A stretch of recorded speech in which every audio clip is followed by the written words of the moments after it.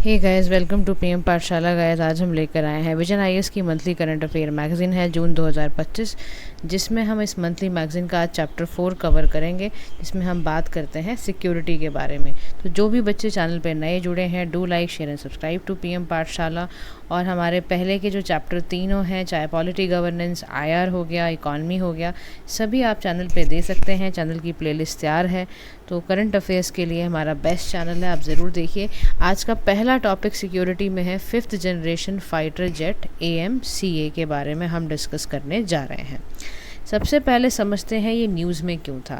देखो, defence minister ने ना एग्जीक्यूशन मॉडल को अप्रूव करा है, ठीक है। भारत ने इंडिजीनियस यानी अपने ही घर में, अपने ही लोकल, हमने 5th जनरेशन फाइटर जेट को क्रिएट करा है। उसका नाम रखा है AMCA, जिसका मतलब क्या होता है, एडवांस्ड मीडियम कॉम्बैट एयरक्राफ्ट, ठीक है। अब कैबिनेट कमेटी जो सिक्योरिटी की है, हमारी एपेक्स बॉडी है भारत की, सिक्योरिटी डिसीजन सारे हमारी कैबिनेट कमेटी ऑन सिक्योरिटी लेती है। इसको हेड कौन करते हैं, प्राइम मिनिस्टर हेड करते हैं। इसके अंदर आपके होम मिनिस्टर, डिफेंस मिनिस्टर, आपके finance minister, external affair minister, ये सारे के सारे मिनिस्टर्स यहाँ पर बैठते हैं। अब AMCA यानी जो हमने ये indigenous 5th generation fighter jet बनाया है, एडवांस मीडियम कॉम्बैट एयरक्राफ्ट, इसकी अप्रूवल कैबिनेट कमेटी जो सिक्योरिटी वाली है उसने 2024 में ही दे दी थी। इसको बनाने का पर्पस था कि हम अपने ही देश में मैन्युफैक्चर करें। तो इसमें 2028-29 तक इसका प्रोटोटाइप आ जाएगा और ये टारगेट 2023-24 में कर पाएगी, 2034-35 में। अब इसके कई वेरिएंट आएंगे, जैसे इंजन के साथ ही आएगा, MK1 आएगा, ये इंजन GF414 इंजन के साथ आएगा, MK2 प्लान किया गया इंडिजीनियस इंजन के साथ आएगा वो। तो जो इसको लीड करेगी एजेंसी, जिसको ये पूरा काम चलेगा, वो है हमारी एरोनॉटिकल डेवलपमेंट एजेंसी, जो DRDO के अंडर काम कर रही है। अब ये पूरा जो AMCA बनाया जा रहा है, जो फाइटर जेट तैयार करा जा रहा है, तो इसको इम्प्लीमेंट जो प्रोग्राम करा जा रहा है वो इंडस्ट्री की पार्टनरशिप के साथ किया जा रहा है। तो हमारा जो state run Hindustan aeronautics limited है, उसने ये डिफ़ॉल्ट डोमेस्टिक प्रोडक्शन बेसिकली, ताकि हम कॉम्बैट कर पाएँ एयरक्राफ्ट्स वगैरह के एजेंसीज़ को, उसके लिए बनाया है। वरना पहले तो हमारे देश में बनता नहीं था, अब हमने बनाना शुरू करा है। तो इसमें पब्लिक और प्राइवेट कंपनीज दोनों इंडिपेंडेंटली बिड कर सकती हैं, चाहे जॉइंट वेंचर बना के कर लें। कॉम्पिटिटिव बेसिस में इंडस्ट्रीज़ के साथ हमने टाइप किया, तो कोई भी इंडियन कंपनी जो इंडियन नेशनल लॉज के साथ चल रही है, वो सभी एंटिटी बिडर्स वगैरह सब आके इसमें बात कर सकते हैं। अब मुद्दा ये है कि समझना ये है कि जो AMCA है, ये 5th जनरेशन फाइटर जेट का मतलब क्या होता है, इससे क्या समझ में आता है। देखो, फाइटर जेट का जो कॉन्सेप्ट है ना, ये जनरेट कब होने से शुरू हुए, ये 1990 से यानी 1990s से ये बनना शुरू हुए थे और तब से ये बनने शुरू हुए थे। अब फर्स्ट जनरेशन जो फाइटर जेट की थी ना, जब आपका सेकेंड वॉर का लास्ट स्टेज चल रहा था, आपको पता ही है सेकेंड वर्ल्ड वॉर का पीरियड 1939 से लेके 45 तक रहा था। तो जो इसकी लास्ट एकदम लेट स्टेज थी वर्ल्ड वॉर 2 की, तब फाइटर जेट जो आया था उसकी फर्स्ट जनरेशन आई थी। अभी देखो हम 5th जनरेशन पे पहुंच गए हैं। तो दीज अर्ली जेट जो होते थे बहुत फास्ट होते थे, पिस्टन इंजन से भी ज़्यादा होते थे, और ये बहुत ज़्यादा सबसोनिक स्पीड पे चलते थे, इसलिए आए। अच्छा, अब क्या है कि हर जनरेशन की कोई स्ट्रिक्ट डेफिनेशन नहीं है, बस टेक्नोलॉजिकल ही उसके ऊपर ही उसको देखा जाता है कि फर्स्ट जनरेशन है या सेकेंड जनरेशन है या थर्ड जनरेशन है, ठीक है। अब याद रखना, न्यू जनरेशन कैसे स्टार्ट होती है, जैसे कोई नई इनोवेशन कांट बी एडेड। अगर किसी भी नई, अगर मान लो कोई जेट है, ठीक है, फर्स्ट जेट जैसे फर्स्ट जनरेशन वाला जेट आया, अगर वो अपग्रेड नहीं हो सकता है तो उसको फिर नई इनोवेशन के साथ एक नई जनरेशन क्रिएट की जाती है, ठीक है। यही इसकी डेफिनेशन है, यही इतना सा जान लेना। अब जो 5th जनरेशन फाइटर जेट है, ये बहुत एडवांस्ड है। कैसे? क्योंकि इनमें 2 इंजन पावर्ड है, ट्विन इंजन पावर्ड है। हाई लेवल की एयर सेफ्टी देंगे ये आपको। मान लो कोई नाइट में कोई इंजन फेल हो जाता है, तो ये ट्विन इंजन है ना, तो एक इंजन फेल हुआ, दूसरे इंजन से काम ले लेंगे। इसकी जो स्टेल्थ कैपेबिलिटी है वो बहुत ज़बरदस्त है। एनिमी के रडार को ये बहुत जल्दी नाप लेंगे, लो प्रोबेबिलिटी ज़रा सी भी महसूस हुई तो वहीं पर ही। ये एयर फ्रेम बड़ा एजाइल है, सुपर क्रूज़ के साथ है, ये सुपरसोनिक स्पीड के साथ फ्लाई करेंगे, इसमें आफ्टर बर्नर्स नहीं होंगे। एडवांस एवियोनिक्स यानी हाई स्पीड इलेक्ट्रॉनिक कम्युनिकेशन है, टारगेट करना हो, कोई कंट्रोल करना हो सिस्टम, कंप्यूटर नेटवर्क सिस्टम के साथ ये बड़ा अच्छे से जुड़े हुए हैं। और ये एक्सट्रीमली एक्सपेंसिव है, इसको डेवलप मेंटेन करना इतना आसान नहीं है, बहुत पैसा खर्च होता है। और ऐसा नहीं है कि भारत ही ऐसी कंट्री जो ऐसा डेवलप कर रहा है, हमसे पहले यूएस, रशिया, चाइना ये सब कर चुके हैं। चाहे यूएस का वो F-22 सुना हो, या रशिया का सुकोई सुना हो, चाइना का चेंगडू सुना हो, ये सारे के सारे 5th जनरेशन एयरक्राफ्ट हैं। तो इसीलिए भारत ने भी सोचा कि इसको लेकर आया जाए।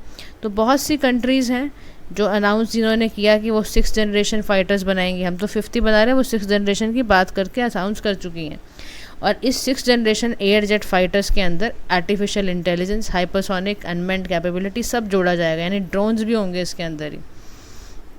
और ये कौन सी कंट्रीज़ हैं जो ये बात अनाउंस कर चुकी हैं कि वो 6th जनरेशन फाइटर आएंगे? तो यूएस है, चाइना है, रशिया है, UK, Japan, Italy, France, Germany, Spain, यहाँ तक पहुँच चुके हैं। तो स्ट्रेटेजिक इंपॉर्टेंस क्यों है, क्यों भारत इतना एएमसी को लाने की कोशिश कर रहा है? क्योंकि हमें आईएएफ को मॉडर्नाइज़ करना है। हमें क्रिटिकल कैपेबिलिटी जो हमारे एमआईजी वगैरह में गैप आते थे, या हमारा जो आईएफ डिप्लीट स्क्वाड्रन था उसको रिस्टोर करने के लिए हमारे लिए बहुत ज़रूरी है कि हम ऐसे फाइटर जेट्स बनाएं। हमें रीजनल थ्रेट डायनेमिक्स, हमें चाइना को काउंटर करना है, J-20 उनका, हमें पाकिस्तान का J-10 जो कि उन्होंने चाइना से ले रखा है उसको हमें काउंटर करने के लिए 5th जनरेशन फाइटर जेट बनाना ही पड़ेगा। फिर तीसरी बात क्या होती है कि देखो, टेक्नोलॉजिकल सोवेनिटी क्यों नहीं चाहिए होगी? अगर आप विश्वगुरु भी बनना चाहते हो, आप अपने मेक इन इंडिया को भी चाहते हो कि वो भी फ्लरिश करे, आगे प्रमोट हो, बूस्ट हो, तो आपको अपनी डिपेंडेंसी फॉरेन प्लेटफॉर्म से कम करनी पड़ेगी। तो उसके लिए अपने ही घर में, अपने ही देश में बनाना शुरू करना पड़ेगा, ताकि लॉन्ग टर्म डिफेंस इकोनॉमी आपके देश में बने। फिर आत्मनिर्भर भारत, भाई सेल्फ रिलायंस भी तो आपको होना है, सेल्फ रिलायंस भी तो होने का सपना आपका कब से रहा है। तो इसके लिए भी ये ज़रूरी हो चुका था कि हम डोमेस्टिक एरोस्पेस इंडस्ट्रियल इकोसिस्टम को और अच्छा करें। तो यहाँ पर ये कह रहे हैं कि अगर आप एएमसी प्रोग्राम को सक्सेसफुल एग्जीक्यूट करना चाहते हो तो मल्टी प्रॉन्ग स्ट्रैटेजी से चलो, यानी गवर्नमेंट कोई ऐसा इकोसिस्टम तैयार करे जिससे हमारे लैंड लीजिंग, जो लैंड एक्विजिशन नॉर्म्स हैं वो आसान हो जाए, एकदम बिजी। इन्वेस्टमेंट जो डिफेंस स्पेसिफिक इंडस्ट्रियल इंफ्रास्ट्रक्चर में वो आसान हो जाए, हमारा प्राइवेट सेक्टर की कैपेबिलिटी बढ़ जाए, हम हिंदुस्तान एरोनॉटिक्स लिमिटेड के एक्सपीरियंसेस का यूज़ करें, ज़रूर करें उसका यूज़ हम, अगर हमें सच में सक्सेसफुल होना है। दूसरा, हमारा जो इन्वेस्टमेंट है आईपीआर लॉस को हम, जो भी टेक्नोलॉजिकल ट्रांसफ़र है कुछ भी हो रहा है उसको इस प्रोग्राम के साथ बड़े ही ध्यान से यूज़ करें, तब जाके हमारा जो एएमसीए का प्रोग्राम है फुल्ली और बहुत अच्छे सक्सेसफुल वे में एग्जीक्यूट होगा। लेकिन ये शब्द ज़रूर याद रखना कि multi prong strategy is very very essential for this. ठीक है, now we are moving towards news in shorts की तरफ हम चलते हैं। शॉर्ट सिक्योरिटी बहुत छोटा सा पार्ट है, लेकिन आपको पता तो होना ही चाहिए। इस बार क्या हुआ, भारत ने पहली बारी इंटरपोल, ठीक है, यानी हमें पता ही है कि इंटरनेशनल जो पुलिस है उसको बोला कि सिल्वर नोटिस आप भेजो, ज़रा इशू करो। और ये इशू क्यों किया जाता है, मान लो आपको पता ना कई तरह के नोटिस आते हैं, पहले हम उस पर ही डिस्कस कर लेते हैं। इंटरपोल नोटिस देखो, ये सारे कलर्स के होते हैं, आपके सामने है, ये देख रहे हो आप, ये आपके सामने 9 तरह के इंटरपोल नोटिस दिए हुए हैं। एक रेड नोटिस कब इशू किया जाता है, जब कोई बहुत वांटेड बंदा हो। ऑरेंज, इमिनेंट कोई थ्रेट ऐसा इस तरह का रहा हो तो ऑरेंज। येलो का नोटिस तब इशू इंटरपोल करता है जब आपका कोई पर्सन मिसिंग है। पर्पल के लिए मॉडस ऑपरेंडी के लिए भेजा जाता है, कोई एडिशनल इन्फॉर्मेशन लेनी हो तो उसके लिए इंटरपोल ब्लू कलर का आपके यहाँ क्या करता है, नोटिस को सर्व करता है। समझ में आया? अब यहाँ पर देखो, जो आपका पर्पल वाला है उसके लिए एक शब्द आया है मॉडस ऑपरेंडी।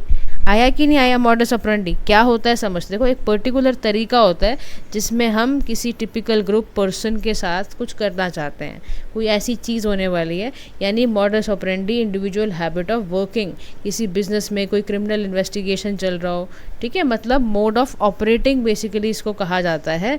अगर हम इसके लेटिन फ्रेज में इसको मॉडस ऑपरेंडी कहते हैं, नॉर्मल भाषा में अगर बात करें तो इसका मतलब होता है मोड ऑफ ऑपरेटिंग। समझ में आ रहा है बात कुछ की आपको कि क्या बात हो रही है? जैसे कोई बर्गलर है, उसने अपना करियर शुरू करा कि वो किसी के घर में छत के द्वारा घुस गया, तो पूरी प्रोबेबिलिटी है ना कि वहाँ पर वो लूटपाट या कुछ भी कर सकता है। तो वो सारी चीज़ें इसके अंदर यहाँ पर आएंगी। मॉडस ऑपरेंडी मतलब किस तरह से चीज़ों को ऑपरेट करा गया। ब्लू इन्फॉर्मेशन के लिए ब्लू, ग्रीन नोटिस का कोई वार्निंग देनी हो, कोई इंटेलिजेंस की बात हो। ब्लैक नोटिस तब इशू किया जाता है गाइस कोई अनआइडेंटिफाइड बॉडी हो। सिल्वर नोटिस तब जब कोई क्रिमिनल एसेट को ट्रेस करना हो। तो भारत ने अभी क्या करवाया, भारत ने सिल्वर नोटिस इशू कराया है। पायलट फेज़ में यूज़ किया जाता है कोई आइडेंटिफाई करना और ट्रेस करना हो कोई क्रिमिनल असेट।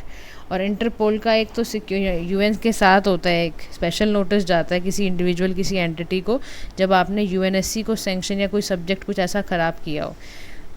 अब सिल्वर नोटिस समझ में आ गया कि भारत ने क्यों दिया, क्योंकि भारत को बेसिकली ट्रैक कराना है ग्लोबल एसेट ऑफ फॉर्मर एक फ्रेंच एम्बेसी ऑफिसर था शुभम शौकीन, who is wanted in connection with visa fraud के। उसमें उसको ढूंढा जा रहा है कि ये बंदा कहाँ चला गया। तो सिल्वर नोटिस में कलर कोड नोटिस दिया जाता है।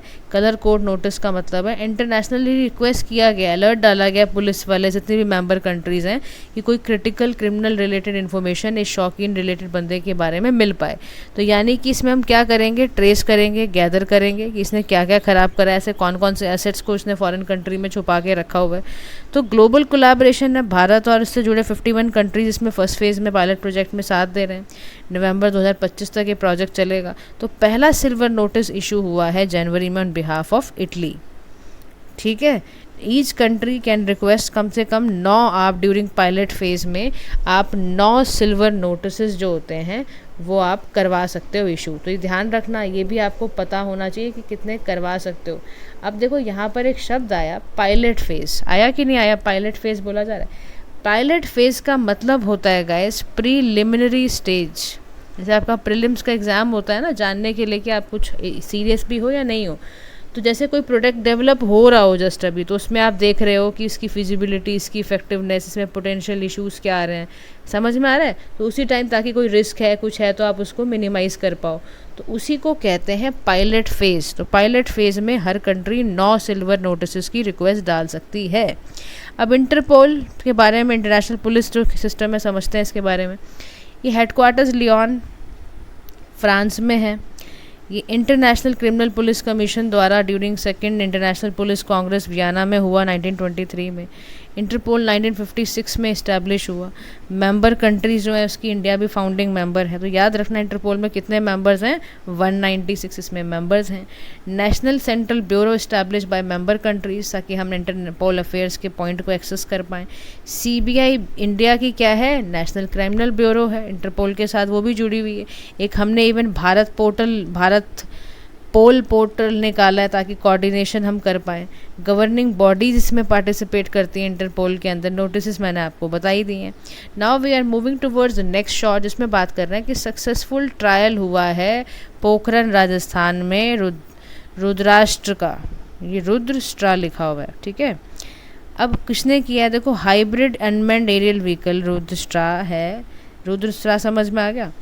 ये वर्टिकल टेक ऑफ और लैंडिंग कैपेबिलिटी रखता है, यानी इसकी फ़्लाइट रेंज को रियल टाइम कुछ आपको सर्वेलेंस करना हो, कोई टारगेट एंगेजमेंट 50 किलोमीटर के आसपास करनी हो, तो ये बड़ा अच्छा है उसके मामले में। हाइब्रिड वर्टिकल टेक ऑफ है इसकी, लैंडिंग है इसमें, और सोलर डिफेंस वगैरह और एरोस्पेस लिमिटेड द्वारा बनाया गया है। अब 170 तक ये रेंज में जाता है और 1.5 आवर्स का इसके घंटे का इसके अंदर इंड्योरेंस है। बहुत ही प्रिसाइज़ है, बहुत ही अच्छे मिड एल्टीट्यूड, बड़े आराम से एंटी पर्सनल कोई भी वॉरहेड हो बड़े अच्छे से गाइड कर सकता है। इवन ये लाइव वीडियोस बनाता है, रिटर्न की सब कुछ दिखाता है ऑटोमेटेड मोड पे, क्योंकि इसका रहता है। तो बड़ा अच्छा सिस्टम है, भारत में कंडक्ट हुआ है पोखरन के अंदर। Now the last one is about exercise, जैसे हर बारी आती है। तो एक्सरसाइज खान क्वेस्ट जो था वो किसके बीच में होता है, इंडियन आर्मी के साथ। इंडियन आर्मी के जो कॉन्टिजेंट थे वो उलन बतार पहुँचे, यानी मंगोलिया के साथ होती है एक्सरसाइज। ये बायलैटरल एक्सरसाइज है, इनिशिएटिव है बिटवीन यूएस एंड मंगोलिया। 2003 में शुरू हुआ था खान क्वेस्ट। इंडियन आर्मी ने इस बार 22nd multinational military exercise Khan quest की ज्वाइन करी, ताकि Indian air forces peace keeping missions के लिए प्रिपेयर की जा सकें।